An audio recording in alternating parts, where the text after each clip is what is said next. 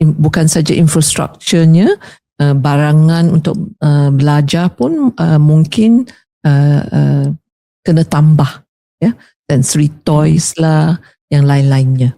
Maybe like thicker pencils, not the ordinary pencils. You know, all the accommodations when you put that rubber on the pencil to grip, to allow the grip, pegangan tu, pegangan grip tu.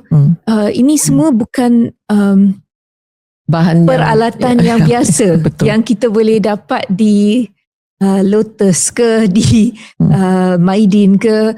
Ni adalah peralatan yang kadang-kadang perlu di pre-order ataupun dapatkan daripada mana-mana kedai yang khas.